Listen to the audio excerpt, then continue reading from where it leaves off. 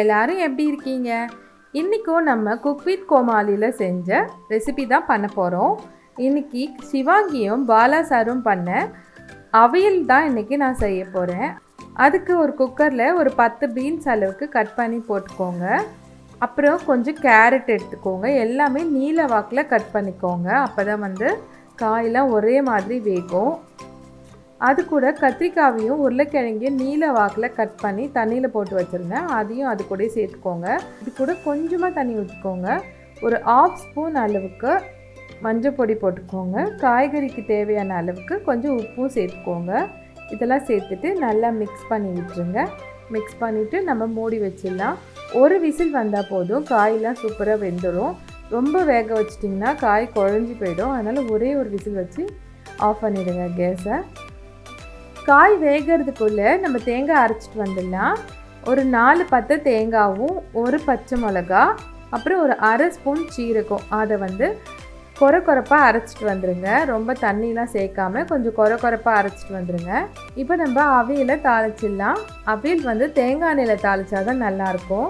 2 spoon அளவுக்கு தேங்காய் எண்ணெய் போட்டுட்டு 2 காஞ்ச மிளகாவையும் போட்டுடலாம். அதில் ஒரு 1/2 ஸ்பூன் அளவுக்கு கடுகு தாளிச்சிடுங்க. கடுகு நல்லா பொரிஞ்சதுக்கப்புறம் கருவேப்பிலையும் போட்டுடலாம்.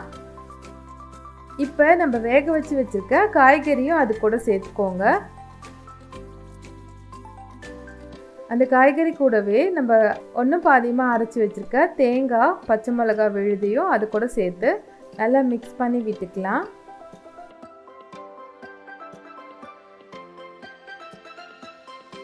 இது கூட கெட்டியான தயிர் ஒரு 2 ஸ்பூன் அளவுக்கு சேர்த்துக்கோங்க. நல்லாயிருக்கும்.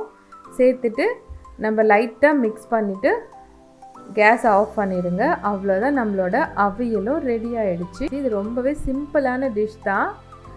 நம்மளும் இன்றைக்கி குக் வித் கோமாளி பார்த்துட்டு நம்மளும் இன்றைக்கி அவியல் பண்ணியிருக்கோம். எங்களுக்கு குக் வித் கோமாளியில் ரொம்பவே தண்ணியாக வந்துடுச்சு அவியல். ஆனால் எனக்கு ரொம்பவே பர்ஃபெக்டாக சூப்பராக வந்திருந்தது. எங்கள் வீட்டில் எல்லாருக்குமே நான் பண்ண அவியல் ரொம்ப பிடிச்சிருந்தது. நீங்களும் இந்த டிஷ்ஷை உங்கள் வீட்டில் கண்டிப்பாக ட்ரை பண்ணி பாருங்கள். என்னோடய வீடியோ உங்களுக்கு பிடிச்சிருந்ததுன்னா என்னுடைய சேனல் ஃபுட்யூக்கு லைக், ஷேர், சப்ஸ்கிரைப் பண்ணுங்கள். மீண்டும் அடுத்த வீடியோவில் சந்திக்கலாம். நன்றி, வணக்கம்.